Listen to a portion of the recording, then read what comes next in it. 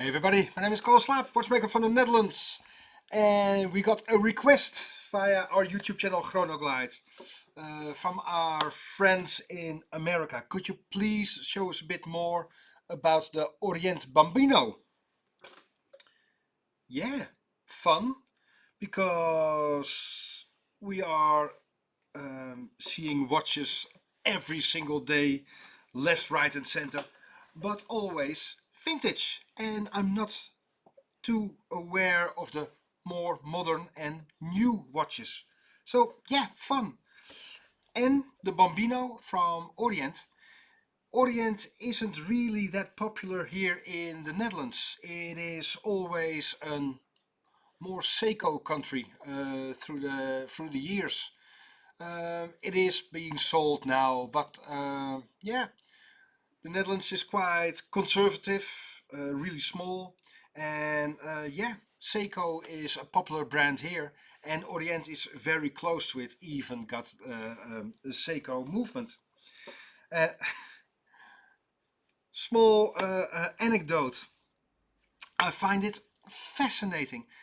The Netherlands is tiny, a tiny country, and it was liberated during the Second World War about the uh, by the British, American and Canadian forces. And up to a few years ago, per region in our country, you could see by the sales of cigarette brands if that region was liberated in 1945 by the British Benson and Hedges, the American Marlboro, or Lucky Strike from the Canadians. I find that still after 60 years you can still see the tradition of loving a brand. Well, same here.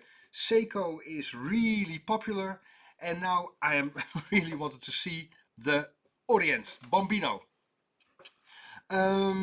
Especially because this is the watch I most regularly wear, and it is a 36 millimeter.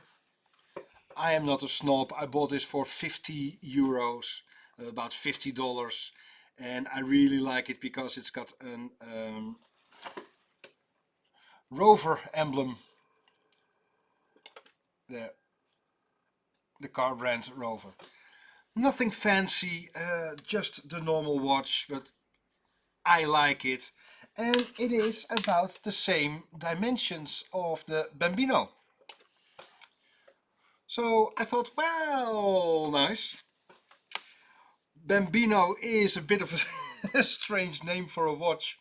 It is child in Italian. So if you want to post, I really love Bambinos. You probably have a helicopter hovering about your premises within 15 minutes and a squad team knocking on your door. So yeah, I really wanted to see the Orient Bambino.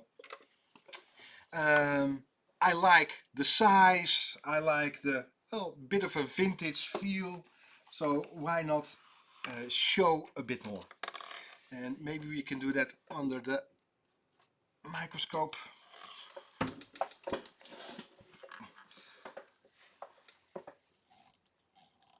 So again, I wasn't really aware of the more modern watches, and especially not Orient.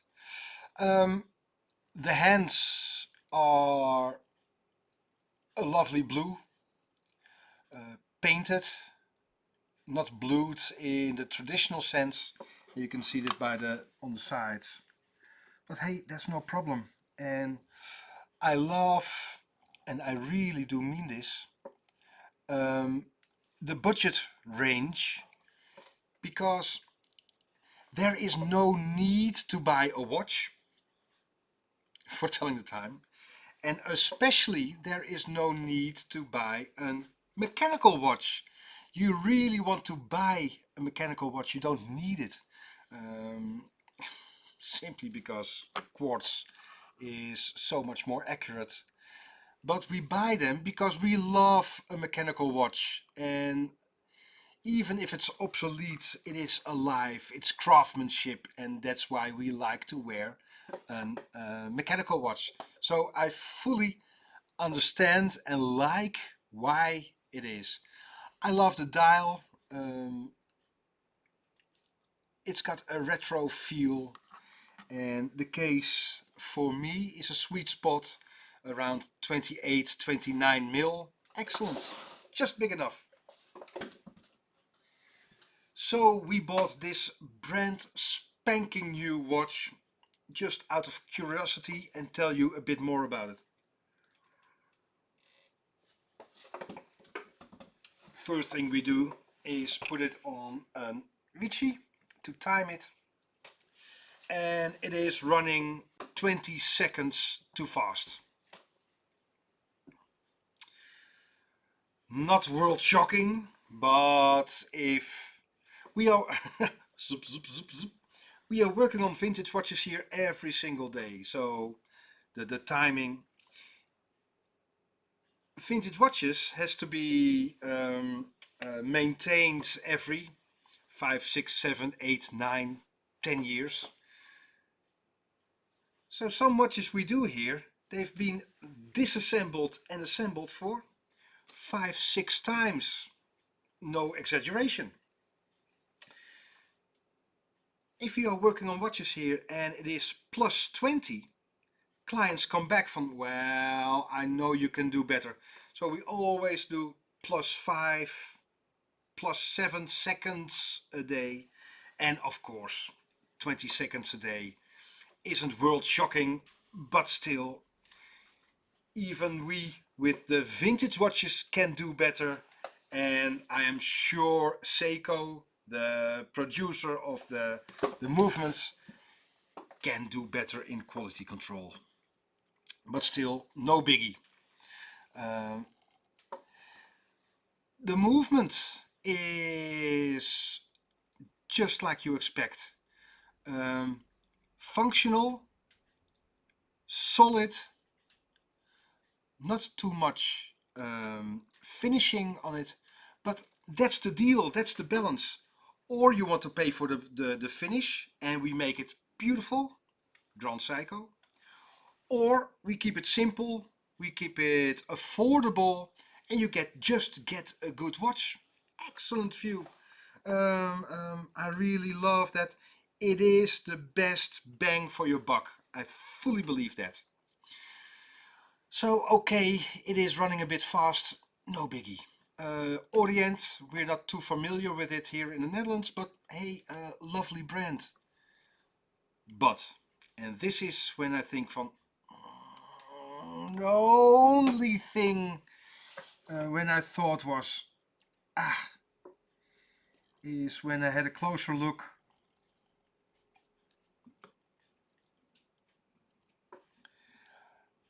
There. Again, not world shocking, but still, it is so easy to use a screwdriver that fits. And this really didn't fit.